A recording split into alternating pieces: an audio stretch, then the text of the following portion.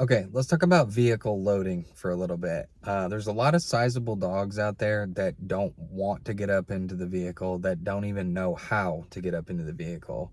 So I used to run into this a fair amount when I used to work at facilities where you'd have people trying to lift 50, 60, 70-pound dogs up into the car. First of all, that's a killer on your back. It's not sustainable for the long term.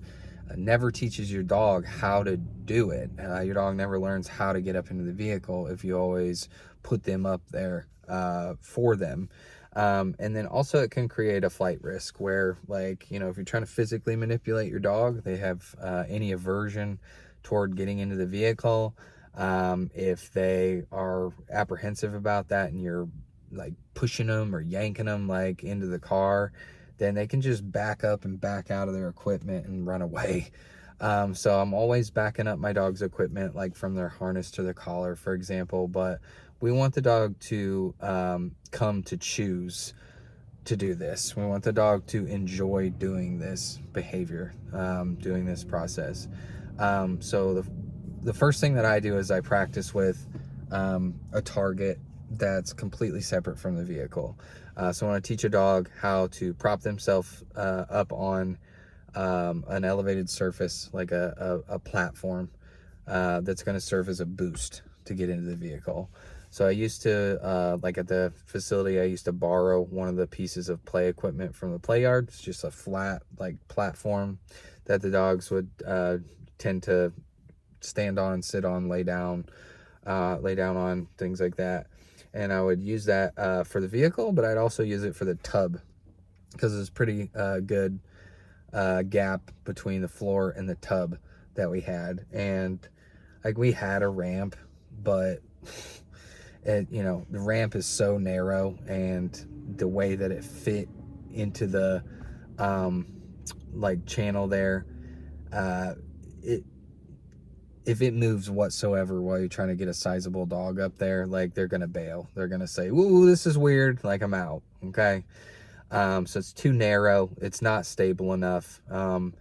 So you can run into that with products that are sold, that are marketed for getting your dog up into the vehicle. So like ramps and stairs. If you can find yourself a wide enough ramp that you can put on your vehicle, that it bears weight and it doesn't wobble, then you might be in business. Okay, this can serve as a very suitable boost. The stairs, like, I've tried them before with a sizable golden retriever, and I didn't like it. Like, it was really narrow, not stable enough, and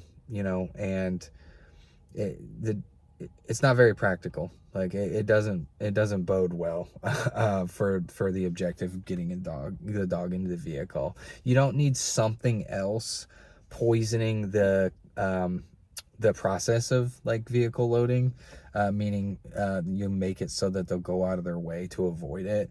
You're already having trouble with this. You don't want to, like, create another component or factor that makes this concept, like, even less appealing. Okay, even less inviting. So I would have them work on propping themselves up on like a target. Again, I used the platform. I've used cots. I've even used like a big storage tote, plastic storage tote with things inside to weigh it down so it's not sliding around. And I would put a rubber back rug on top of it so they could have some traction.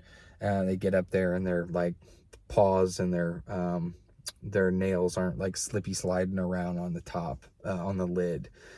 So essentially we're going to use that as a booster to bridge that gap into the vehicle. So when I'm working on that, like, on its own, in a vacuum, as its own skill, as its own exposure, get the dog better at, like, body awareness, limb awareness, like, and, like, creating, like, a sense of self-efficacy. Like, yes, you can move this way. Yes, you can use your body this way. Yes, you can ascend in such a manner. Then when that becomes more reliable, more fluent, and the dog's more confident about that, then we can start, we can relocate that boost right up alongside the vehicle. So the dog's going to be elsewhere. The dog's going to be secure while I move the platform. I'm going to move the boost to the vehicle. I'm going to have that door open. So let's say passenger side, rear, door is open, platform boost is right there. We go and retrieve the dog. We bring the dog toward the platform. Realize that you might not get this accomplished in the first session, or the second session.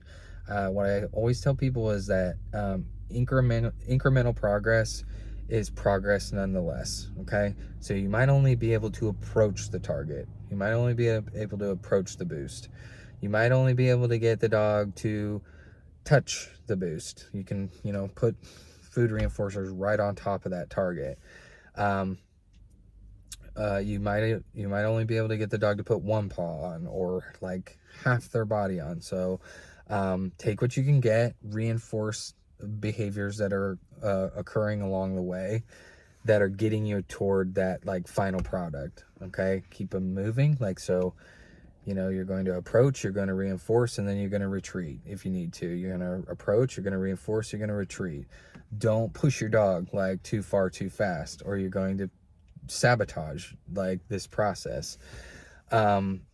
So something that I do is I will open the other side. I will open whatever side I'm trying to get the dog to load up on. So let's say this is the driver's side. I'm going to open the passenger side as well, so that as much natural light can pass through the vehicle as possible. Reason being, sometimes dogs experience like a spatial deficit, especially with like dark interior, black interior, which is what my car is. So a fair amount of the time it's like, oh, your dog doesn't like to get in the car. Like, what color is your interior? It's like, it's dark, it's brown, it's black, whatever. They may be looking at that interior and saying, wow, that's a black hole. I'm going to fall right through that thing. No, thank you. Right. So what you can do is, like I said, let as much natural light pass through the vehicle as possible. Put some like white towels or blankets down, to let them to help with targeting and say, hey, this is the final destination right here. You can arrive here, and you can put some treats in on that target. Dogs apparently can see some yellows, blues, and violets, so you can use some towels or blankets that are those colors to help them realize, hey, you can arrive at this location here. It is safe, it is secure, it is stable. So when you do have both doors open, you do not want, if you are lucky enough to be successful to get your dog up into the vehicle, you do not want to have to, tell them to stay and shut this door and then race over to this side to shut this door. So just shut their leash in this door, or secure them with a seatbelt or whatever in their harness. But this is really just for practice. You really just are getting your reps in. You're not planning on doing this and going somewhere immediately. Okay. This is for practice. So, really you just want to get them to get up in and then invite them to come back out and then repeat. You want to be able to do this from either side, if the situation calls for it. So in terms of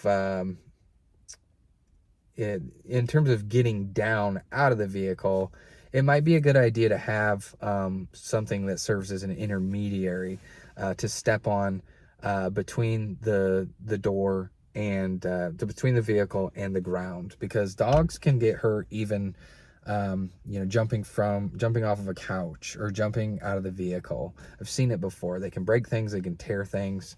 So I like to practice picking my dog up, or even catching my dog, inviting my dog to kind of enter my arms, jump into my arms here, then I'll rest you on the ground. So that's something to consider. And then, one last thought, since I've recorded this a couple times now. This is my fourth attempt. pay attention to what side you're trying to have your dog on, like what side of you your dog is on, also in relation to the open door. Because I did have a dog that I worked with on vehicle loading that started with a pretty significant aversion where he preferred to be on one side or the other of me in relation to the open door. So like in his case, he wanted to be closest to the open door, so he wanted to be on my left if I was on the driver's side as I approached the open door. And then on the passenger side, he would prefer to be on my right. So whatever side the door was, like he wanted to be on the side that was closest to the open door. Now that's just one dog. That's just one preference and like one idiosyncrasy of one dog. So like if you're not having luck with that kind of setup, switch sides and see if you have any better luck that way. And you just gotta like do trial and error and collect your data. So just remember, like, you know, treat lures can be super helpful, even just in the short term. So like bump up your value, use like maybe pieces of like turkey hot dogs or cheese or something like that, to really motivate your dog to do this behavior. And just when in doubt, just add some distance from the vehicle. Always end on a good note. Like if you're frustrated and your dog is frustrated, go back to like, this is a piece of advice like, you know, every rewards-based trainer will give you, is like, end on a good note, end on a behavior that your dog is able to be successful doing. So like if it's in relation to the boost, like, and it's just like putting one paw on the boost or like putting half their body on the boost, or even if it's not related to that at all, like, you know, have your dog sit or have your dog touch your hand or have your dog like speak or whatever, like something your dog can do successfully, something your dog enjoys doing, so your dog can you know, do something that you ask them for, and then get rewarded for that, and then conclude the session. Don't end on like okay, well, like, you know, screw this, and like, you know, I'm done and you're done, and we're both more frustrated than we were when we started. That's you might as well have not even done the session. You have negative gains at that point. All right, thanks for listening. I appreciate it.